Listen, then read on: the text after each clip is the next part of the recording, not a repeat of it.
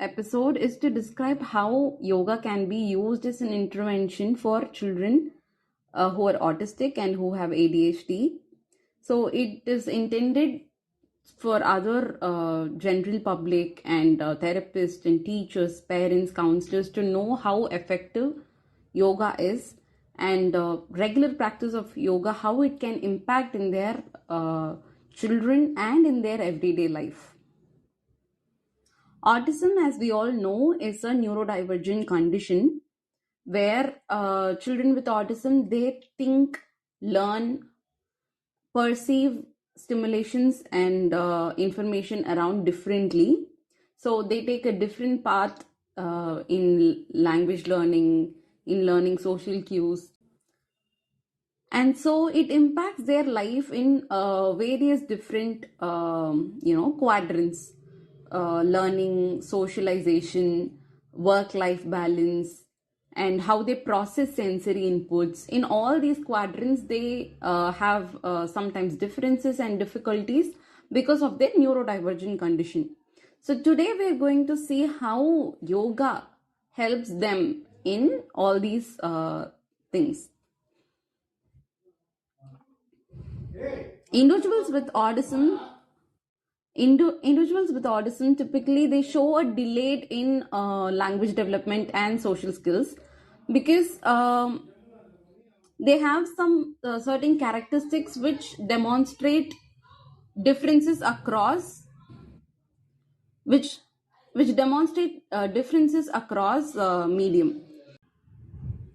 So what works for one child will not work for the other. So since I said it's a spectrum, there are few children who require very low supports for certain things. For example, it might be verbal, or it might be academical, or it might be self-grooming. So these are all separate skills. For each skills, different children might need different degree of support, or few children might need most degree and few children might need least degree. So yoga is a powerful tool that can teach children how to connect with their bodies, tap onto their own personal strength, better deal their life's challenges, everyday challenges which life throws at them, build connections outside the world. So there are a lot of clinical studies and reports which has a lot of positive results with respect to autism and ADHD. So in all that, what is mentioned is that it is a powerful intervention tool, and it is really successful in treating a lot of in regulating a lot of traits, I would say. And it is recommended that it is used as a complement to other traditional therapies which are going on, like speech therapy and occupational therapy. So it is not recommended to be done as a standalone therapy, but it is recommended to do as a complemental in with along the traditional therapies.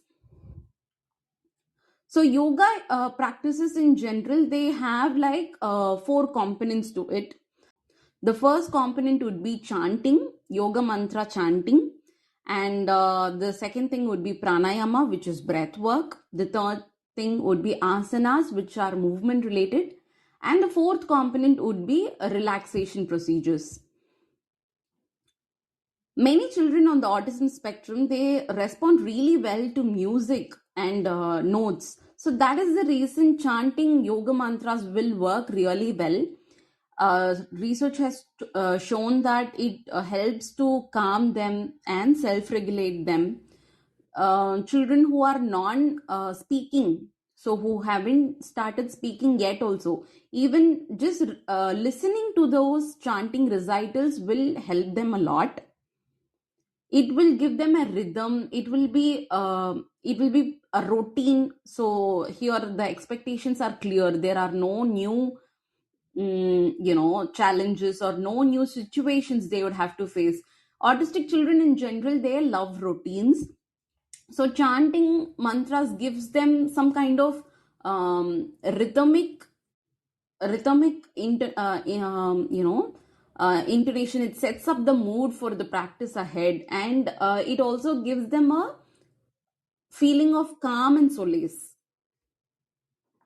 So, chanting yoga mantra regularly has said to develop a lot of connection between the caregiver or the trainer with the child, and it is also said they gain a lot of focus with regular chanting and attention. And one study has also showed that there is a huge positive shift in the way the child breathes due to regular chanting, because chanting means longer exhalation, so it also regulates the breathing, you know um, indirectly. So the next would be pranayama. So pranayama is definitely breath work. There are different exercises in which breathing has been worked for children with for autistic children and ADHD children. They are a little anxious all the time. They are always on the move. They few children are hyperactive, and they are really always on the run, and certain stimulations in certain senses are overwhelming for them, so they might be scared, they might be screaming. So it differs from child to child again, but yeah, so they are generally overstimulated by the neurotypical world around. So for example, say school bell is ringing, and they are not sensitive, they are very sensitive to hearing those kind of loud sounds. And I've heard a lot of parents say their children are very sensitive to the cooker sound and mixie sound and everything. So when these senses are overloaded on an everyday basis, they might feel anxious all the time, and they might feel tensed, and they might even throw some tantrums because of all this sensory overload. Correct. So what happens when we are anxious or when we are angry is that our breath gets altered. We uh, we tend to do a lot of short breaths, and we tend to do a lot of fast breaths. Short and fast breaths is what is noticed in anxious, angry, and always frustrated or overstimulated. When we experience these kind of emotions, this is how our breath will be: very fast paced and very short. So when we alter our breath, when we alter the way we breathe, when we alter the way we breathe, we are also altering how we are feeling inside. So pranayama is a really effective tool, and many students who come to yoga therapy sessions, they sometimes also they breathe in reverse. So what is recommended is abdominal breathing. So when we inhale, the abdomen has to push be pushed forward for the diaphragm to move freely. Yeah, so we are pushing the abdomen forward so that the diaphragm can expand below really well. And when we are exhaling the air, our abdomen has to be stuck inside. This is the original or abdominal breathing is the best way of breathing that allows a lot of oxygen exchange to happen. So sometimes what happens, children of autism spectrum, they do reverse breathing. So when they inhale, they tuck in the stomach, they tuck in the tummy, and when they exhale, they tuck out the tummy. So this is called reverse breathing. So through regular pranayama, we can reverse this style of breathing and start abdominal breathing, which will be a good way to inhale a lot of oxygen, and which allows a lot of air exchange, and also it indirectly works on the emotions and how we feel, and how it is a good way of breathing out all the anxiety and frustrations and everything. Yeah. And next comes the asana practice. So when people say yoga, people think asanas, right? Asana practice is what most people think yoga is, fully of. Complex twists and turns, and how how quickly people change into different asanas. That's what people think when we say yoga. always moving and doing all the complicated postures. But that is not yoga is all about. So many children with autism, they also tend to have some low muscle tone issues. Some people have a low core strength, and few children also have gut and digestion related issues. Yeah. And few have proprioception issues, that is internal body awareness, and joint their joints sensation won't be registered. So when they are walking or when they are running, there is a feedback that our brain gets, right? So I am in this posture, I am sitting right now, I am sleeping right now. There is a constant feedback which our brain gets. That is not there. That sensory registration doesn't happen for many autistic children. That's why they like to spin a lot. That's why they're always on the move. So regular asana practice will improve their proprioception, will improve their internal body awareness, will aid in digestion. So a lot of people have, constipation and gut health problems as well in autism. So regular practice of yoga improves their muscle tone, increases their core strength, and also, helps them in digestion and other areas. And in ADHD, what happens, when the child is hyperactive, yeah, the child is always on the move and the child always wants to run and everything. So we need some grounding practice which connects them with the, which gives them calm and which grounds them literally, right? So for those children, we'll have to start with sitting down and lying down postures of yoga, and slowly we'll have to move it to standing based asanas.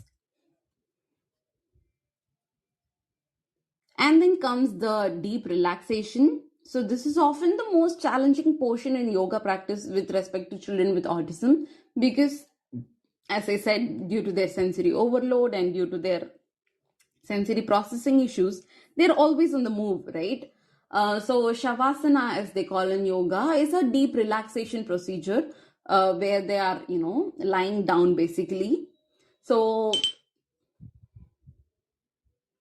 to make this relaxation procedure even more effective, we can use some massaging experiences, feet massages, essential oils to make it a good relaxation, and then maybe play some calm music around, and set up the environment according to that, which is not over stimulated with, lots of bright lights and things like that.